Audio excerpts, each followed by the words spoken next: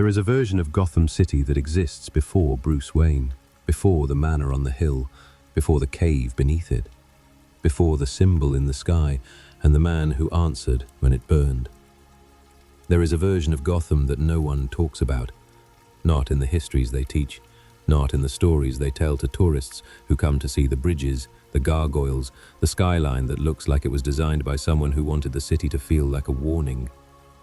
That version of Gotham is older than its name. It is older than the streets that now run through it, older than the buildings stacked on top of older buildings, stacked on top of foundations that were never meant to hold so much weight, not structurally and not spiritually. Tonight, we are not going to talk about Batman. We are going to talk about what made Batman necessary. We are going to go back, further back than most people go, to the soil itself, to the water, to the decisions made by men long dead whose names are carved into the sides of buildings that still stand in Gotham's oldest neighborhoods, if you know where to look. We are going to talk about the city that was cursed before Bruce Wayne was born, before his father was born, before his grandfather drew the first plans for what would become Wayne Tower.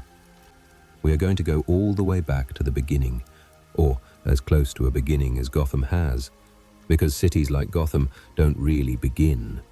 They accumulate. They sediment. They compress darkness into layers the way the earth compresses carbon into coal. And Gotham has been compressing its darkness for a very long time. So settle in. Let the rain do what it always does in this city, and listen. The land that would become Gotham City sits at the edge of a bay. If you looked at it before anyone built anything, before any European foot had touched it, before any colonial charter had claimed it, you would see something that looked almost peaceful. Marshland, dense forest, a rocky coastline where the tides came in strong and the fog rolled in from the water and sat low over everything, thick and grey and unhurried. The indigenous peoples who lived in this region before colonization, the Lenape in the real-world geography that Gotham is loosely mapped onto, understood something about this land that the people who came after them never quite grasped. Some land holds memory, not in a mystical sense, or not only in a mystical sense, but in the way that land shaped by water, by storm, by the particular pressure of tides against rock, develops a character, a quality, something in the geology that affects the psychology of whoever lives on top of it. The Gotham Bay has always been unpredictable. The currents that move through it are strange. Geographers in the early 19th century noted with some confusion that the tides in certain parts of the bay seemed to move in directions that didn't entirely correspond with the prevailing winds. Ships were lost, not frequently, but consistently, with a regularity that made sailors speak about the bay in hushed, careful tones. The rock beneath Gotham, the schist and granite that the eventual skyscrapers would be anchored into, is some of the oldest exposed bedrock on the eastern seaboard. It has been there for hundreds of millions of years. It was old before there were dinosaurs. It was old before there were mammals. It was old in a way that makes the entire recorded history of humanity feel like an afterthought. There is something about building a city on ancient stone that affects the people who live there. It is difficult to articulate precisely, but the architects and urban planners who have studied Gotham over the decades have all noted it independently, without coordination, in their private journals and their academic papers. The stone doesn't yield to Gotham. Gotham yields to the stone. The subways run the way they do because the stone determined it. The neighborhoods developed where they did because the stone elevated certain areas and depressed others, created natural barriers, shaped the water table, determined where you could dig deep and where you couldn't. Gotham was not built on its land. Gotham was built around it. And the land, from the very beginning, had opinions. The first European settlers who arrived at what would become Gotham Bay in the early 17th century left behind a thin historical record, thinner than most settlements of the period, which itself is unusual. Settlements kept records, church records, tax records, land surveys, birth and death registries. It was how colonial administrations justified their existence to the distant governments that funded them. Paper was the proof of civilization. But the records from Gotham's earliest colonial period are fragmentary in ways that historians have never fully explained. Some of it is fire. There were fires. There were always fires in colonial settlements, and Gotham had more than its share. Some of it is deliberate destruction. Certain periods in Gotham's early history appear to have been actively expunged from the record. Pages removed from ledgers, entire years of church records missing, not damaged, not burned, simply absent, as though someone went through the archives with purpose and extracted specific information. What we do know comes from fragments, from letters written to family members back in Europe that survived in private collections overseas, from the occasional diary entry, from the margins of documents that were kept for other purposes, land deeds, shipping manifests, where someone had written something in the margins that they perhaps didn't intend to preserve. What those fragments tell us is this: the earliest settlers of Gotham found the land already strange. They found the fog unusual, not in the way that coastal settlers typically noted fog as a navigational hazard, but in the way that fog appears in their accounts as something almost intentional, almost watchful. Several letters from the first decade of settlement describe the fog as arriving in patterns, surrounding specific areas, lifting before others, behaving in ways that didn't correspond with weather. They found the winter unusual, not just cold. Colonial settlements all found the American winter brutal, but specifically unusually dark. Settlers from the same region of England who had gone to other American colonies wrote home about adjusting to the different quality of light. The Gotham settlers wrote about the absence of light, about a darkness that felt less like weather and more like temperament. And they found the land's original inhabitants had left. This is the detail that appears most consistently in the surviving fragments. By the time European settlers arrived in substantial numbers, the area that would become Gotham was largely uninhabited. The indigenous peoples who had been there, whose presence was evident in the land itself, in the paths through the forest, in the middens along the shoreline, had moved away from this particular stretch of coast. Some accounts record that when settlers attempted to trade with or communicate with indigenous people from neighboring areas, asking about the bay and the land around it, they received responses that the settlers characterized as evasive, as unwilling. One letter, written in 1614 and preserved in a Dutch archive, records a conversation that a settler had with a Lenape man who had come to trade at a coastal outpost some miles north of Gotham Bay. The settler asked, through a translator, why no one lived at the bay anymore. The man, according to the letter, looked at the settler for a long moment before answering. The translator rendered his answer as, "That land owes too many debts." The settler who wrote the letter found this cryptic. He recorded it with a note that he intended to ask a missionary to clarify the meaning. There is no follow-up in the surviving record.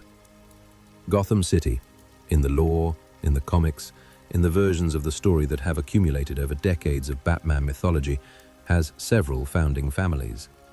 The names vary slightly depending on which era of comics you're reading, which writer was in charge, which retcon had most recently reshaped the history. But certain families appear consistently across almost every version of Gotham's founding mythology. The Waynes, the Cobblepots, the Elliots, the Kanes, and, in some versions of the history, in the darker corners of the lore, a fifth family whose name changes but whose function stays the same. The family that made the deal. The family that ensured Gotham would be built and ensured the price of that building would never quite be paid.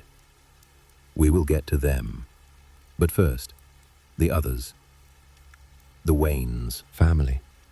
The ancestors of Thomas Wayne, the ancestors of Bruce, were among the earliest major landowners in Gotham's colonial history. In the lore, The Waynes are presented as Gotham's benevolent aristocracy. Old money, yes, but old money with a conscience. Old money that built hospitals and funded libraries and genuinely believed, that wealth came with obligation. This is the Wayne mythology. The version that Thomas Wayne embodied, that Bruce Wayne inherited, that drives every decision Bruce makes as both a billionaire and a vigilante. But mythology is always a simplified version of history. The actual Wayne ancestors, the ones who arrived in the 17th and early 18th centuries, the ones who first acquired the land that would eventually become Wayne Manor, were not simply benevolent aristocrats. They were colonial land speculators. They were men who understood that the new world rewarded the bold and the ruthless, and who were capable of both. The land that would become Wayne Manor sits on one of the highest natural elevations in the Gotham area. The view from that hill encompasses the bay, the river, the marshland, and eventually, as the city grew, the entire downtown skyline. It is a position of surveillance, of oversight, of watching. The first Wayne who built on that land chose it deliberately, not just for the view, though the view was part of it, but because the high ground was, in the colonial period, the strategic ground. The ground you needed if you wanted to see everything that was coming toward you before it arrived. There is something almost poetic about the fact that the family that would eventually produce a man who watches Gotham from the shadows acquired, as their first possession in this new world, the hill that let you watch everything. Some things run in families for centuries before anyone understands what they are. The Cobblepots were different. Where the Waynes built on the high ground, the Cobblepots built at the water's edge. Where the Waynes positioned themselves as overseers, the Cobblepots positioned themselves as traders. They were the family of the dock, the harbor, the point of entry and exit for everything that moved through Gotham. In the law, the Cobblepot family produces Oswald Cobblepot, the Penguin, a man defined by class grievance, by the sense that his family's place in Gotham's aristocracy was never fully honored, never fully respected. A man who runs crime through the legitimate infrastructure of clubs and restaurants and shipping concerns, because that is what his family has always done, moved things through Gotham and taken a percentage. But before Oswald, before the Penguin, before the monocle and the umbrella and the elaborate criminal enterprise, there was the original Cobblepot at the harbor. And in the early histories of Gotham, the Cobblepots controlled what came in. Not just legally, not just in terms of tax and tariff, cargo manifests and customs declarations. The Cobblepots, in Gotham's earliest decades, decided what Gotham received and what it was denied. They were the gatekeepers. And gatekeepers, by the nature of their position, are also the first people corrupted. Because everyone who wants to bring something through the gate has to negotiate with them first. The Cobblepot corruption is older than Oswald. It is older than his father and his grandfather and the grandfather before that. It is almost as old as the dock itself. The Kanes were builders. In the law, the Kane family connects to Batman through Martha Kane, Bruce's mother, the woman who married Thomas Wayne and was murdered with him in that alley. Martha is often shown as the more socially formidable of Bruce's parents. Thomas is the doctor, the humanitarian. Martha is the one who understood Gotham's power structures, who moved through the city's elite circles with a natural authority that came from a family that had been building Gotham, literally building it, for generations. The Kanes built the bridges. They built the sewers. Gotham's sewers are famous in the lore, ancient and labyrinthine, and they were designed by Kane engineers who seemed, in retrospect, to have been designing something with more purposes than waste removal. They built several of the original public buildings, the courthouses, the administrative offices, the structures around which a city organizes its civic life. To build a city's infrastructure is to determine how it functions forever. The streets that were laid in the first century of Gotham's existence still determine traffic patterns today. The sewer lines that the Keynes designed still run beneath the modern system. The foundations they poured are still holding up buildings that have been renovated and expanded and renamed a dozen times. A city doesn't forget who built it. It carries those decisions in its bones. And the Keynes, who built so much of Gotham's physical structure, built it according to a specific philosophy, one that valued efficiency and hierarchy and control. They built Gotham to be managed. They built it to be legible to the people at the top and incomprehensible to everyone else. The sewers that run beneath the city are beautiful in their engineering, and they are also impossible to navigate without the original Kane blueprints, which the Kane family kept, which is still the case. Here is where the history gets darker, and also where it gets harder to source, because what comes next exists in the margins, in the documents that are almost destroyed, in the stories that Gotham's old families tell each other in private that they do not tell anyone else.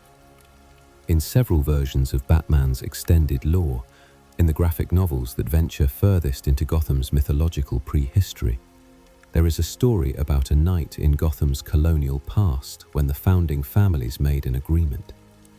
Not a business agreement, not a political compact, something older than those categories. The story varies in its details, but the core is consistent.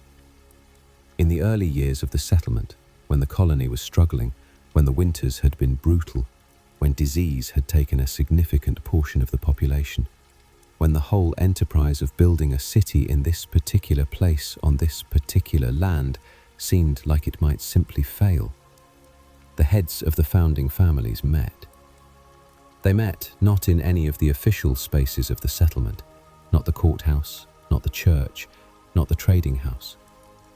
They met in the oldest part of the forest, at a specific location, always described as a place where several streams converged, where the ground was soft even in winter, where the trees were old enough that their roots had grown together underground. What happened at that meeting is not recorded in any official document. What is recorded, in fragments, in margins, in the portions of letters that were preserved by accident, is the aftermath. After that night, the settlement stabilized. The winter broke early. The crops planted in spring thrived. Ships that had been turning away from the difficult bay suddenly found the currents manageable. People who had been planning to leave, who had written their intentions in letters home, who had begun the practical process of arranging passage, changed their minds. The colony grew. It became a town. The town became a city. And the families who had been present at that meeting in the forest became, and remained, the most powerful families in Gotham. The Waynes, the Cobblepots, the Keynes, the Elliots, and the fifth family. The fifth family does not appear in Gotham's official histories. They are not listed among the founders. Their name is not carved on any public building. But in the fragments, they are always there. And in the fragments, they are always described the same way, as the ones who knew the terms of the agreement, as the ones who had arranged the meeting, as the ones who had brought something to that convergence of streams in the old forest that the other families could not have brought themselves. What they brought is never described directly. The fragments approach it and then turn away, the way you would turn away from something you had seen that you were trying not to see again. What is described, consistently, across sources that could not have known each other, is the sound. Every account of that night mentions a sound. Not the sound of wind through the trees, though there was wind. Not the sound of the streams, though they could hear the water. Something beneath those sounds. Something that seemed to come from the stone itself, from that ancient schist and granite hundreds of millions of years old, as though the earth were responding to what was happening on its surface. One letter describes it as a sound like a city dreaming. Another describes it as a sound like the city laughing at a joke the settlers hadn't understood yet.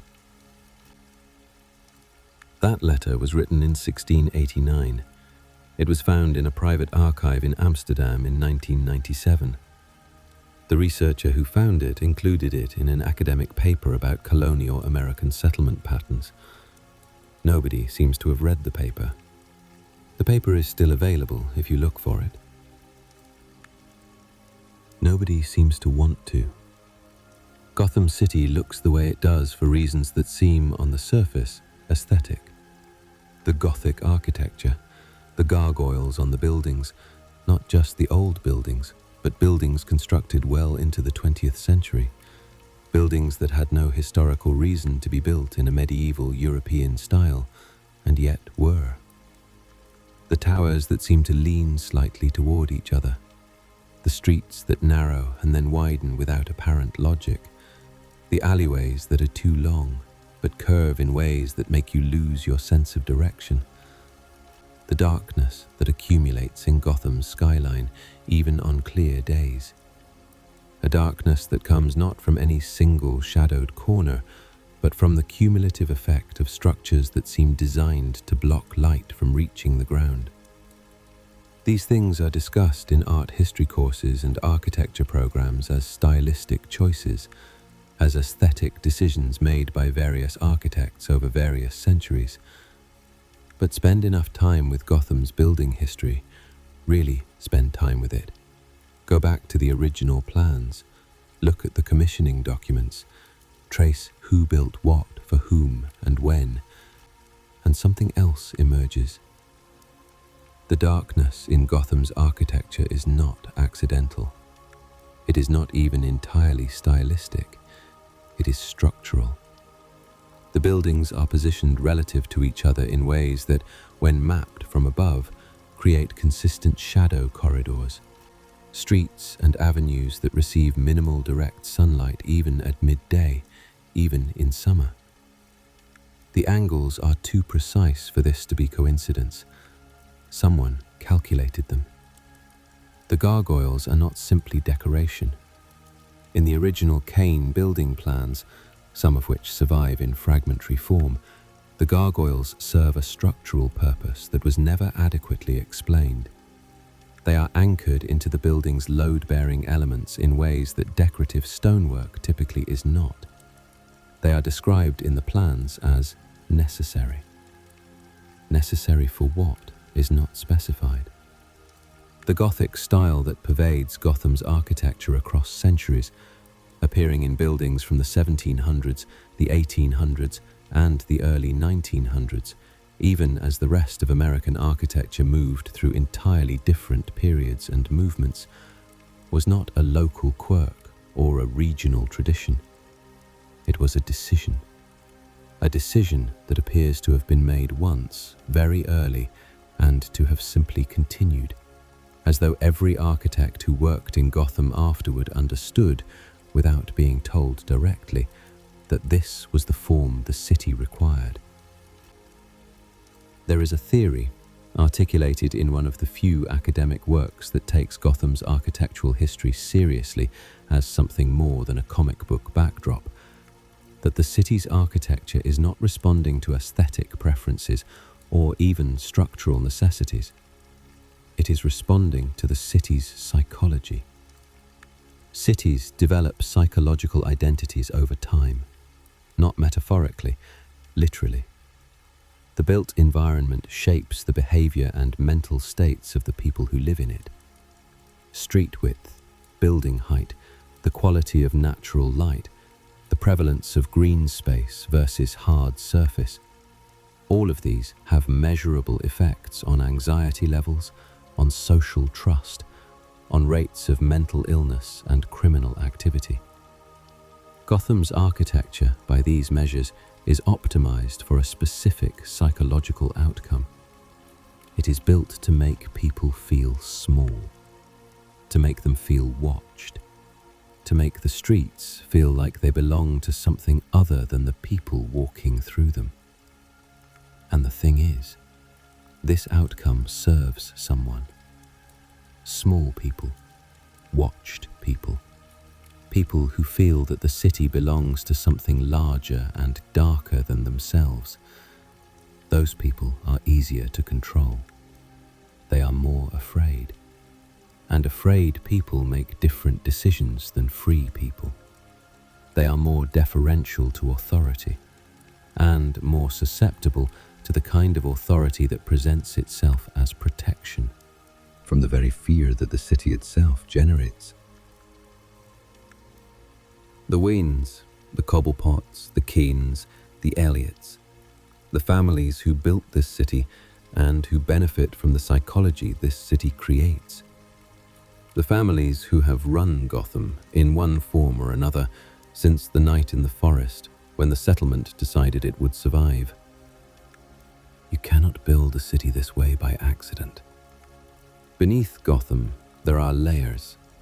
Every city has them. The geological strata of human occupation, each era building on top of the last, the oldest layers pressed furthest down. But Gotham's layers are unusual in their variety and in their condition. The oldest layers, colonial foundations, pre-colonial land formations, the natural drainage patterns of the original landscape, are more intact in Gotham than in most American cities. This is partly because Gotham's subterranean development followed the Kane sewer plans so closely that later engineers were reluctant to excavate where the original infrastructure ran. It is partly because the stone itself is so hard and old that cutting through it is expensive and difficult. But there is also, and this is noted in multiple engineering reports going back to the late 19th century, something that workers describe as a reluctance to dig in certain areas of Gotham. Not a technical reluctance, not a geological obstacle, a reluctance. Workers on underground projects in Gotham have consistently, through the historical record, requested to be reassigned away from specific sites, have refused, at some personal financial cost, to continue working in certain tunnels, have submitted reports citing conditions that their supervisors, reviewing the same spaces, could not identify. The reports describe things that are difficult to categorize, temperature fluctuations that don't correspond to depth or ventilation patterns, sounds, always sounds, that come from directions the workers cannot identify, a quality of the air that workers describe repeatedly and independently as wrong.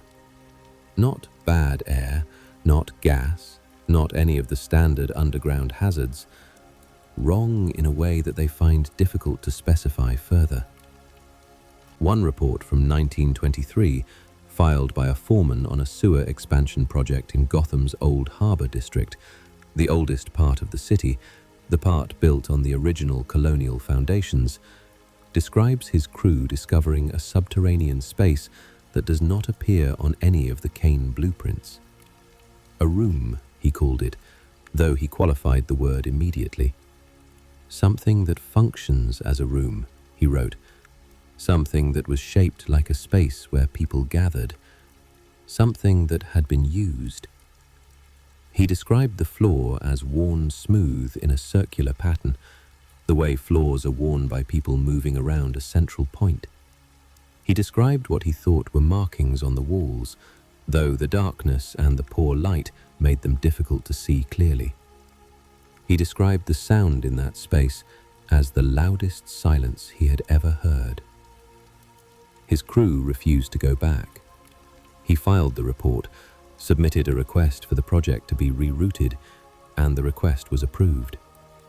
The space is not marked on any current infrastructure map. The foreman's name was Henry Tillman.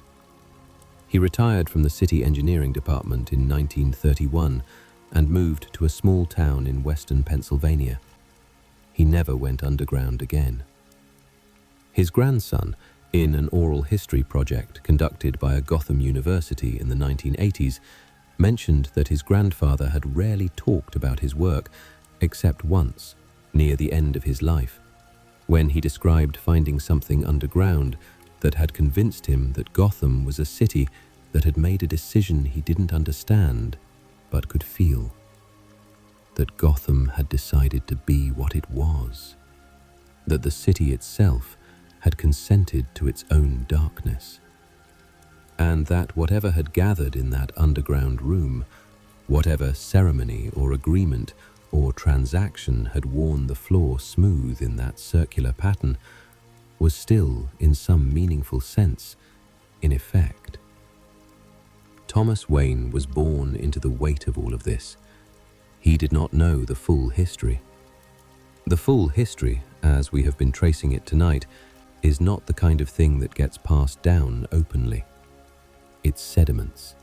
It goes underground. It survives in the behaviors and instincts of the families who carry it, rather than in any explicit telling. But Thomas Wayne knew Gotham. He had grown up in the manor on the hill, looking out over the city, feeling that combination of connection and distance that comes from wealth. The city was his, in the way a landscape is yours when you have looked at it every morning your whole life. And it was not his, in the way that a landscape is never truly anyone's. He became a doctor. In the lore, this is presented as the clearest expression of Thomas Wayne's character, a man born to wealth who chose specifically to spend his professional life trying to reduce suffering. Not just among the wealthy, specifically among those who couldn't afford the kind of medicine that his circles took for granted. There is something almost reactive about Thomas Wayne's philanthropy, something that suggests an awareness, conscious or not, of what the family name had been attached to over the centuries. The Wayne Foundation, the Wayne Medical Initiatives, the Thomas Wayne Free Clinic. These are the projects of a man who felt that his family owed something. Not guilty, exactly. Not burdened in any explicit way, but aware. Aware that the hill the manor sat on had been claimed. Aware that the name on the buildings meant something more than philanthropy and good intentions. Aware that Gotham's darkness was not separate from his family's history, but woven into it. He did what he could with that awareness. Martha Kane Wayne was sharper about it.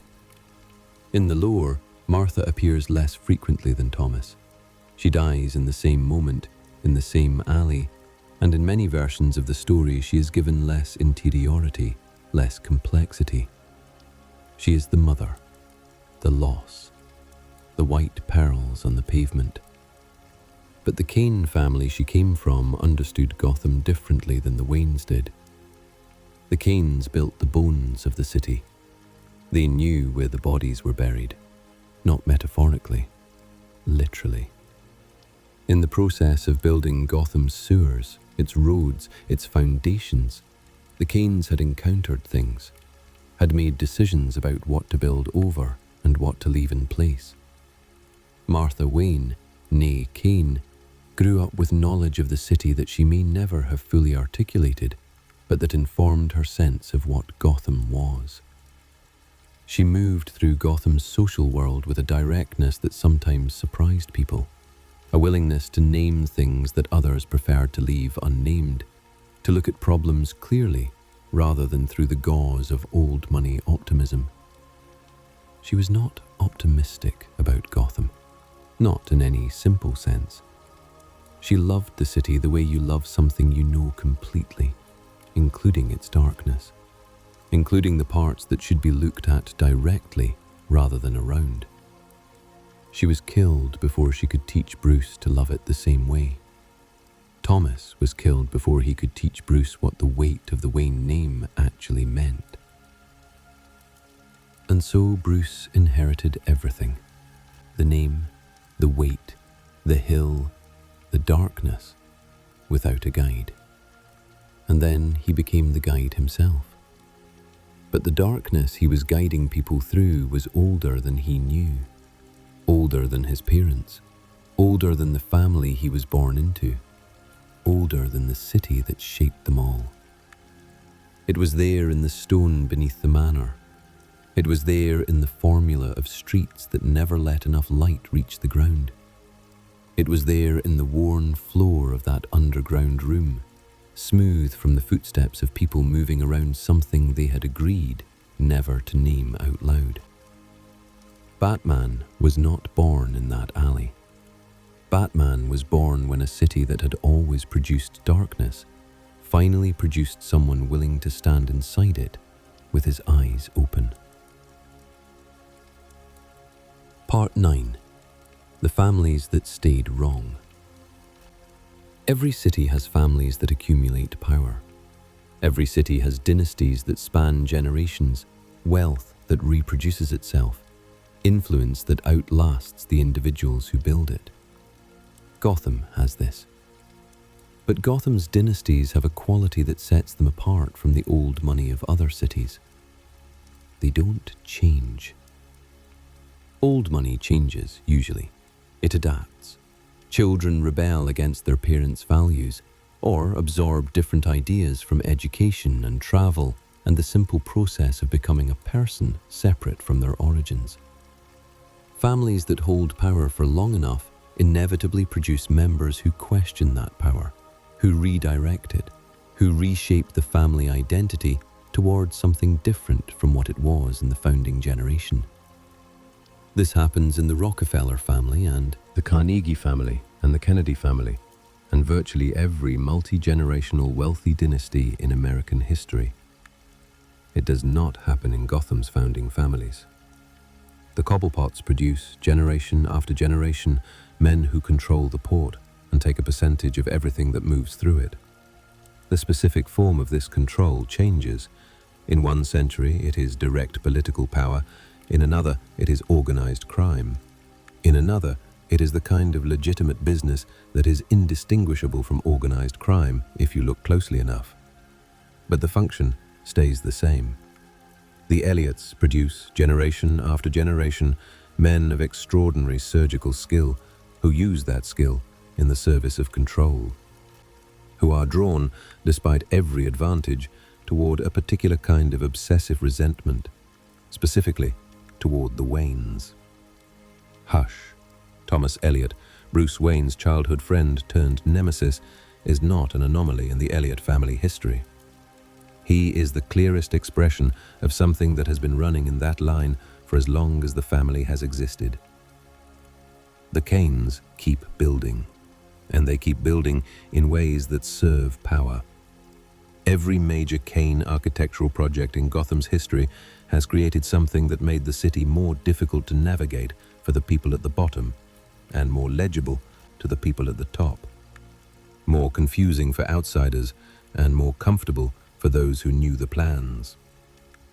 The Waynes are the complicated case, because the Waynes, uniquely among the founding families, do produce people who turn against the family's legacy of accumulation. Thomas Wayne, Bruce Wayne. People who look at the weight of what has been built in their name and try to push it in a different direction. But even this is a form of the pattern. The Wayne who watches over the city, who maintains the surveillance position, who takes responsibility for Gotham's darkness. It is still a Wayne on the hill. It is still a Wayne deciding what the city needs. The form has changed, from colonial land speculation to billionaire philanthropy to nocturnal vigilante justice. But the structural position is the same. The Wayne at the apex, looking down over the lights and the shadows, making decisions about the city's fate that the city itself never voted on. Thomas Wayne did not choose his position. He was born to it. Bruce Wayne did not choose his position either, not really. He chose to do something with it. He chose to do good with the position he inherited. That distinction matters enormously. It is the distinction that makes Batman possible, that makes him sympathetic, that makes the story worth telling. But the position itself was never chosen.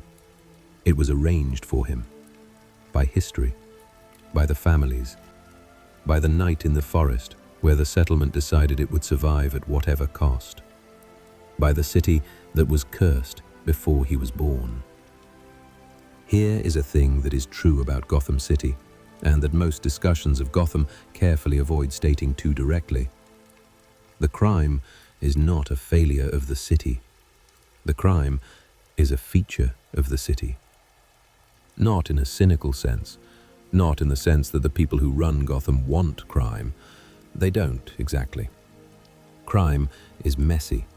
It threatens the stability that power depends on. The bosses and the politicians and the corporate dynasties that have run Gotham since its founding don't want chaos. But they want the conditions that produce crime. Because the conditions that produce crime, poverty concentrated in specific neighborhoods, economic opportunity controlled by gatekeepers, legal systems that function differently depending on your wealth, social mobility that is promised and never quite delivered. Those same conditions produce exactly the social structure that the founding families have always needed. They produce a permanent underclass, a permanent supply of desperate people who will work for low wages and ask few questions. A permanent sense of precarity among the middle of the city, the people not quite at the bottom, who can see the bottom from where they stand and spend enormous amounts of emotional energy making sure they don't fall to it. Precarity is useful. Afraid people vote for order. Desperate people accept conditions that comfortable people would refuse. The crime families of Gotham, the Falcones, the Maronis, the various organizations that rise and fall over the course of Batman's history, are not separate from this structure. They are expressions of it. Carmine Falcone did not corrupt Gotham. Gotham was already corrupted when Falcone arrived. He simply saw the corruption clearly, understood its logic, and chose to profit from it, rather than pretend it wasn't there. This is not an excuse for Falcone. He caused immeasurable suffering. The people hurt by the criminal infrastructure he built are real people with real pain. And the fact that the infrastructure was already present does not reduce his responsibility for choosing to construct it in the way he did. But understanding where the crime comes from matters. Because if you believe the crime is a failure, an anomaly, a deviation from what Gotham was supposed to be, then you can imagine fixing it.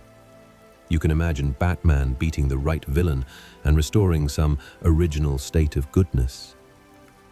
If you understand the crime as inheritance, as the natural product of a system designed from the very beginning to produce it, then the problem becomes much older and much harder.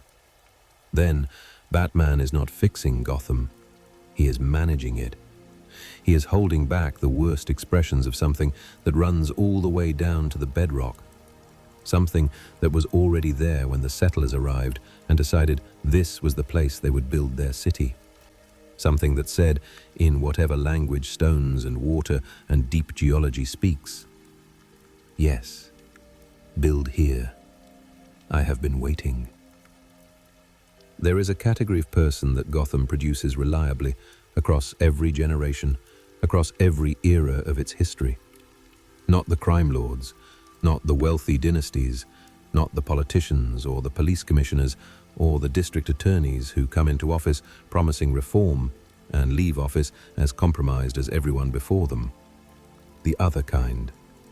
The ones who grew up in Gotham's worst neighborhoods, who learned to read the city's darkness not as a background condition, but as a present danger, who developed, out of necessity, an extraordinary sensitivity to threat, an ability to read situations that most people can't read, to anticipate violence before it becomes visible, to survive in an environment that was not designed with their survival in mind. Gotham produces extraordinary people, not in spite of what it is, because of what it is. The compression creates diamonds. The darkness creates people who can see in it. The surveillance creates people who understand how to move unseen. This is part of the tragedy of Gotham, if you want to call it tragedy, or part of its strange grace, if you're feeling more generous. A city that treats most of its people as expendable resources creates, in those people, a depth of resourcefulness and resilience that cities without that pressure never quite achieve. Gotham's street-level people are, in the law, often the most competent people in any given room. The ones who know things that the wealthy people around them haven't had to know. The ones whose knowledge runs closer to the ground because the ground is where they've always had to live. Batman knows this.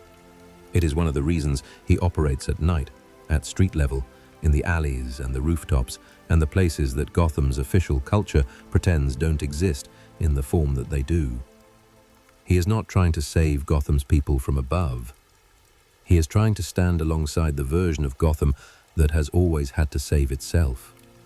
He is the product of the city's darkness, trying to turn that darkness into something it wasn't, something that protects instead of destroys. Whether that works is a question the comics have been asking for 80 years without resolving. It may be a question that doesn't resolve, because the darkness is older than Batman. It was there before him. It will be there after him. And the children of Gotham, the ones born into it, who didn't inherit the hill or the harbor or the blueprints, but just inherited the streets, they have been navigating it since long before a man in a cape decided to help. They will still be navigating it, whether he's there or not.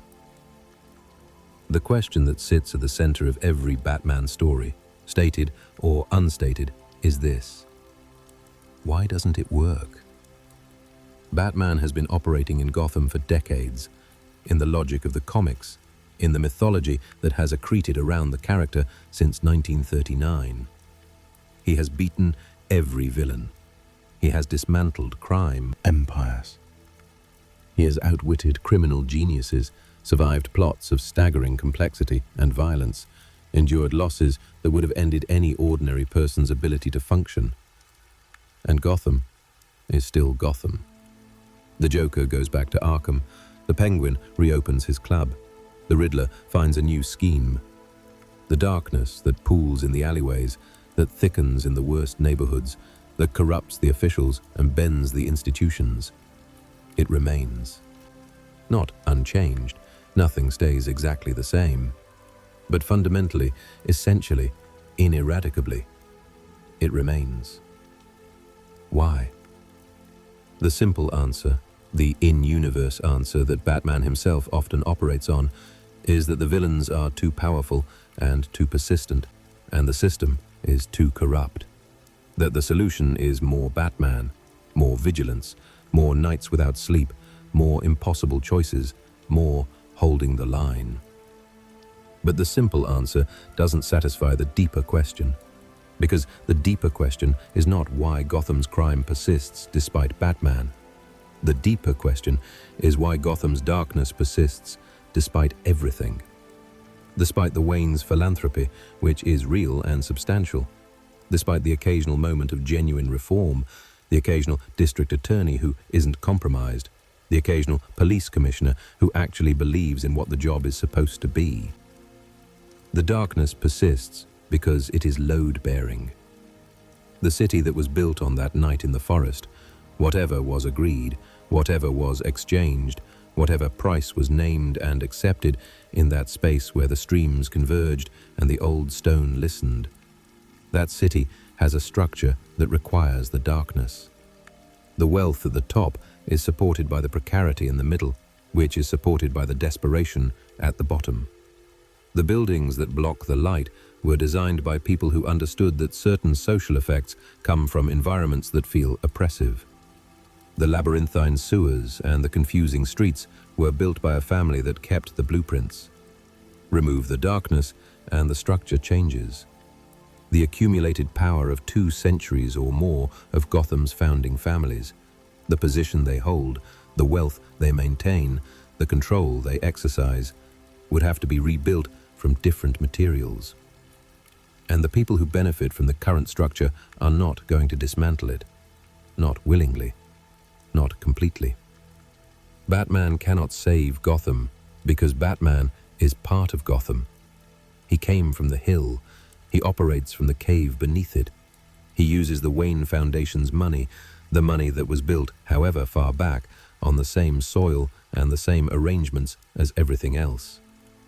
He is extraordinary, and he is good, and his intentions are as pure as any human beings can be. But he is inside the system he is trying to fix. And the system, as we have seen tonight, is very old. Older than Bruce Wayne, older than Thomas Wayne, older than the first Wayne who looked out from the hill and decided that this was a good place to build. Batman keeps trying, because the alternative is not trying.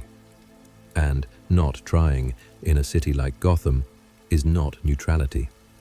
In a city designed to produce suffering at scale, walking away from the attempt to reduce that suffering is its own kind of decision. So he tries.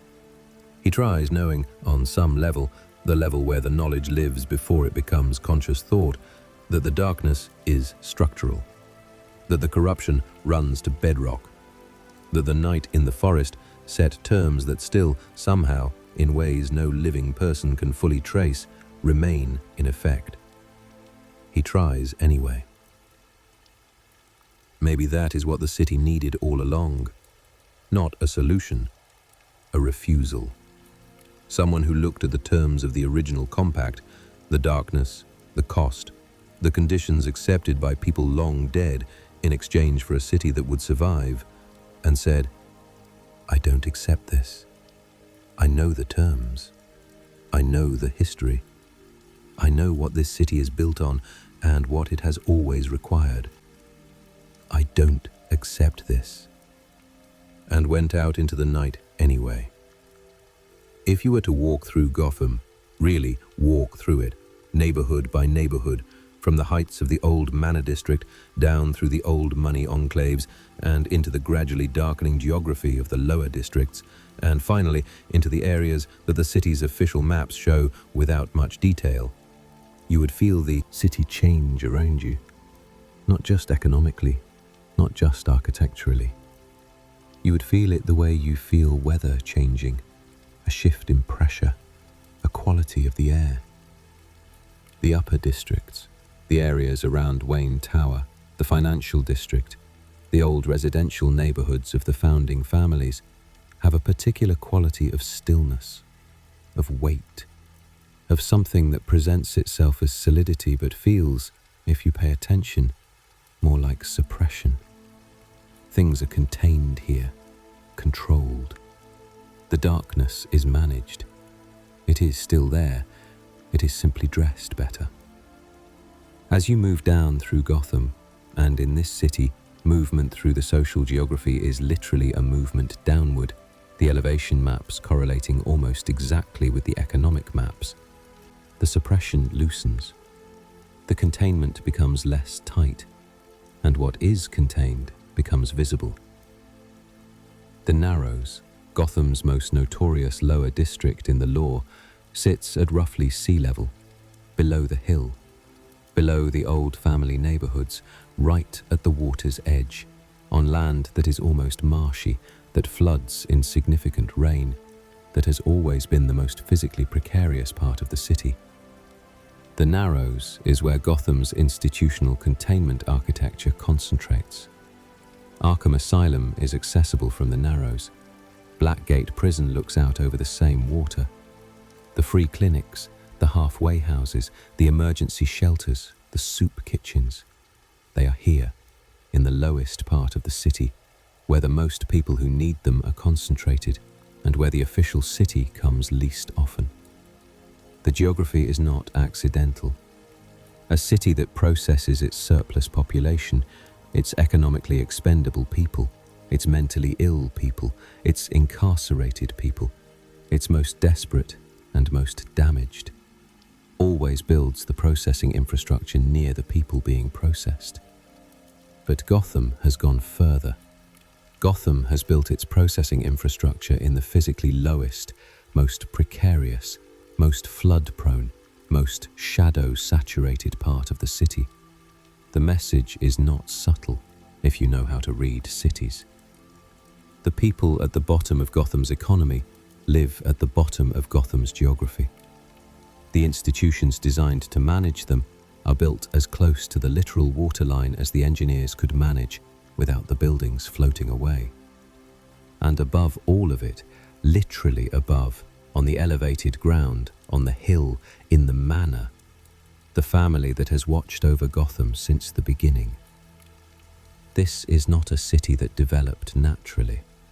This is a city that was arranged, and the arrangement has been maintained with adjustments and renovations, but without fundamental change for as long as the city has existed.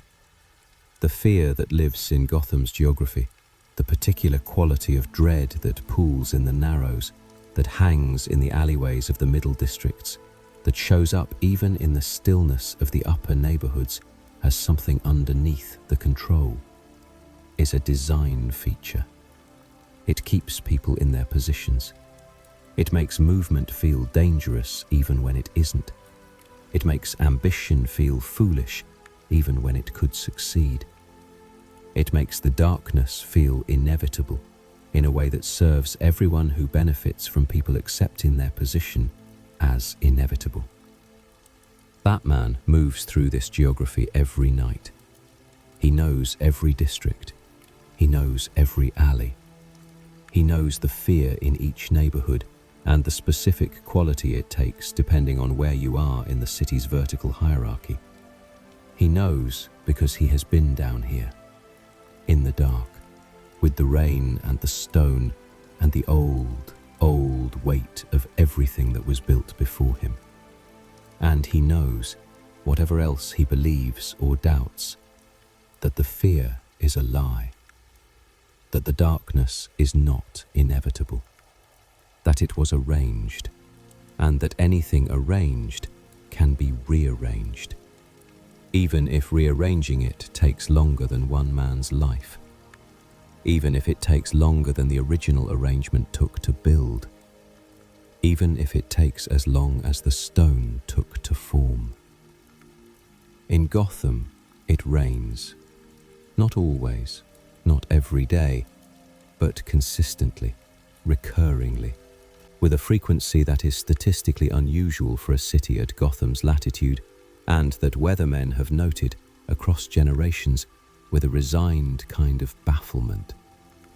The rain in Gotham is not like rain in other cities. This is not something that can be explained meteorologically. The explanations exist. The bay, the particular way the geography funnels coastal air inland, the heat island effect of the dense urban core creating atmospheric conditions that seed precipitation.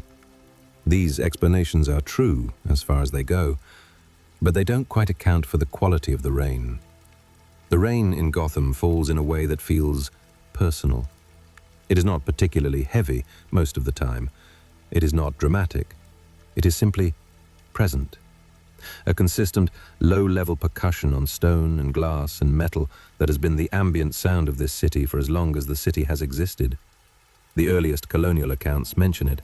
The 19th century diarists mention it.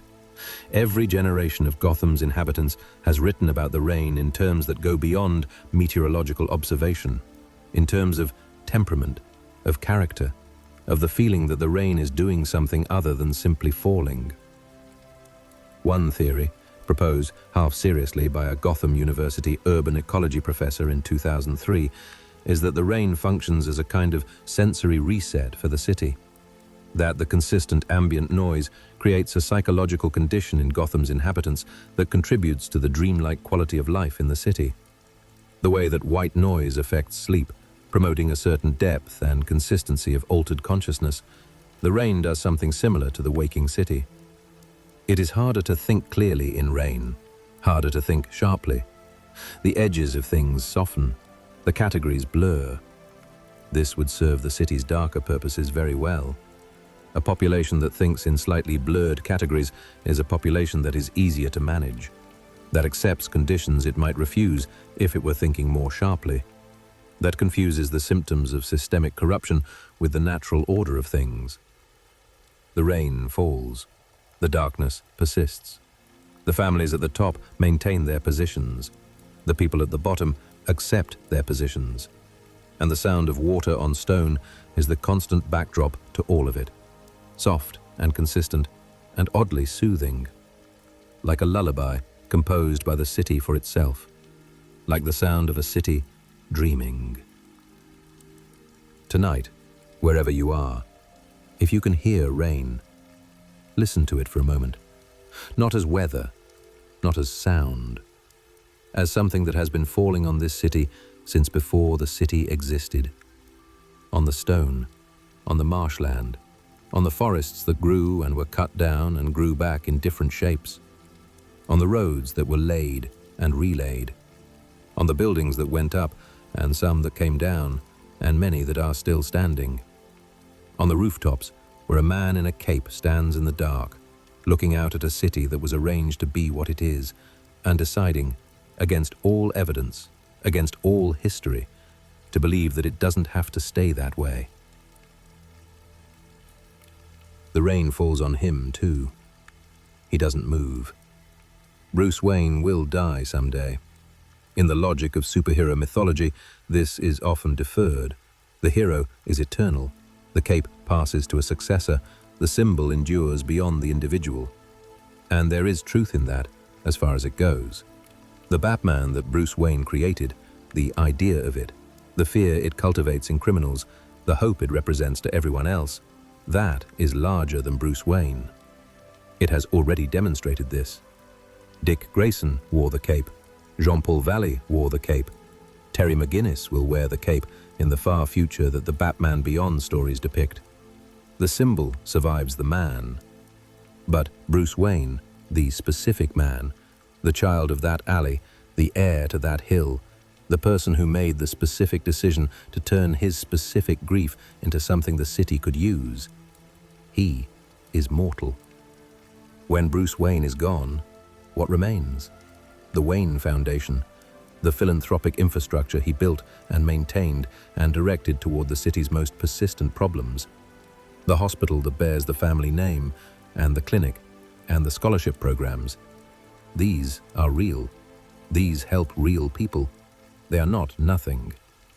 But the city was here before the foundation, and the city's darkness was here before the foundation, and without a Wayne at the center of it, without the specific intensity of someone who lost his parents in a Gotham alley and decided that the only acceptable response was to dedicate his entire existence to the city that took them, the foundation becomes something else.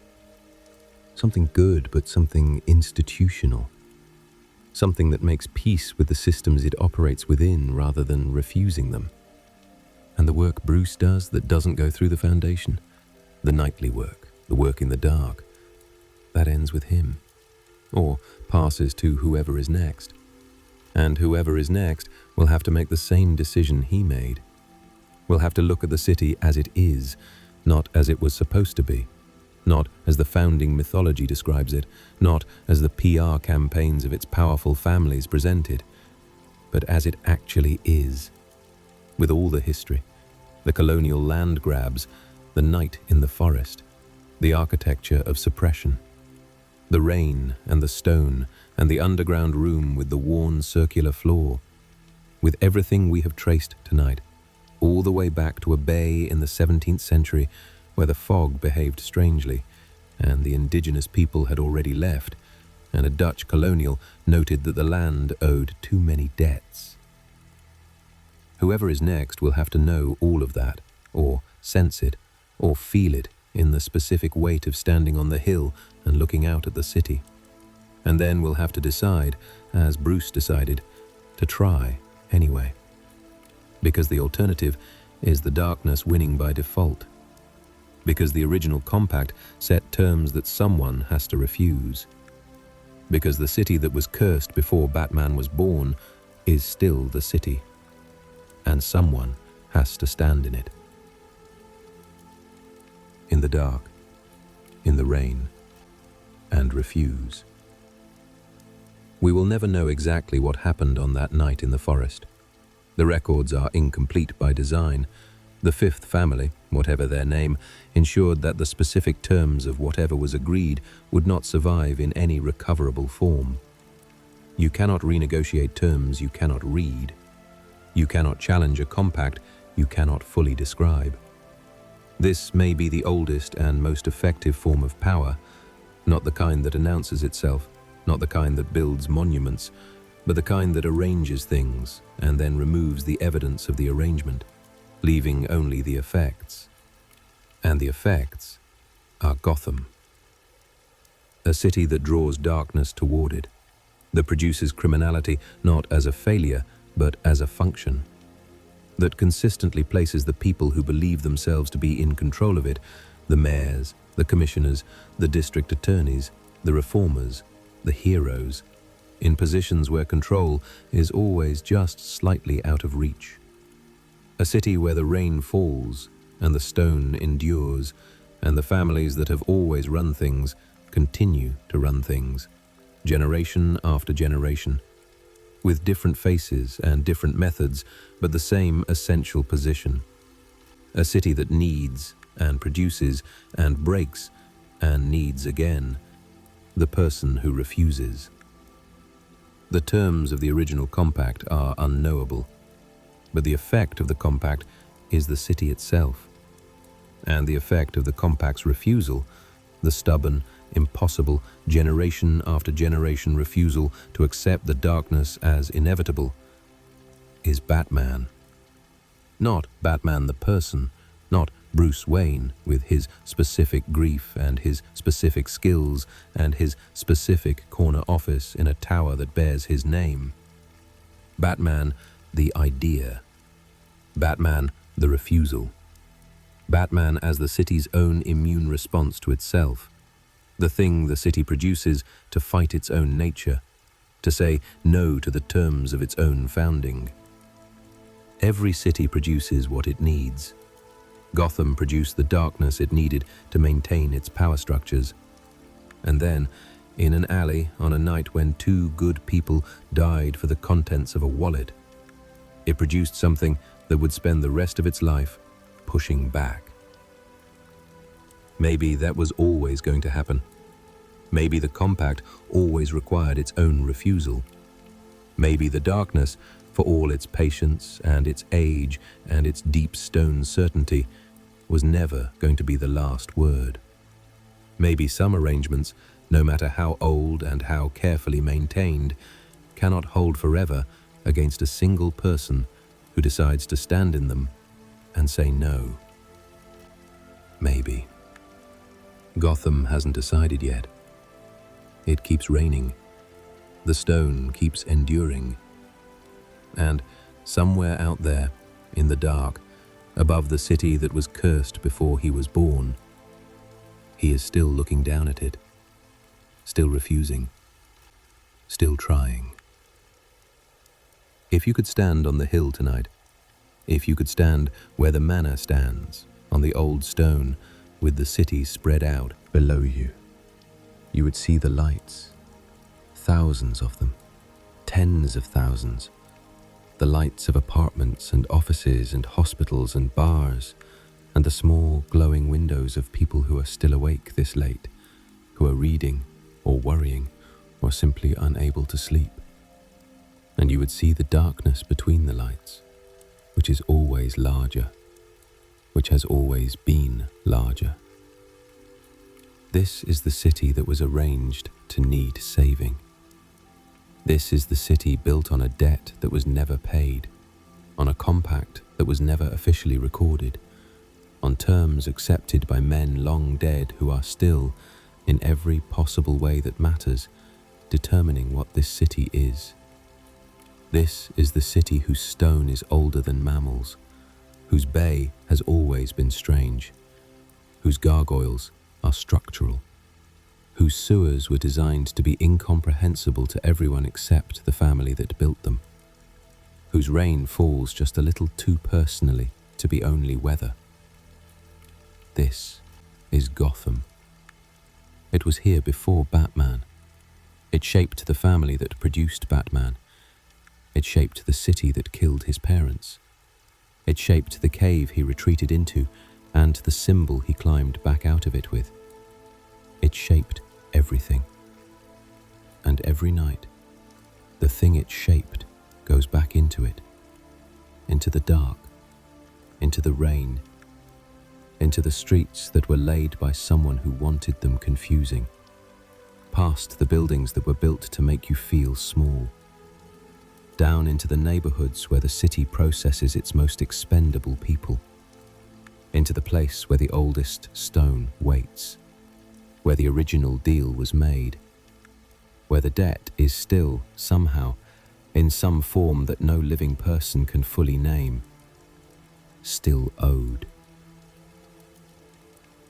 He knows. He has always known. Somewhere underneath the grief and the training and the mission and the endless, impossible nights. He knows what the city is. He knows where it came from. He knows what it cost. And he goes out anyway, every night, into the city that was cursed before he was born, into the dark, into the rain,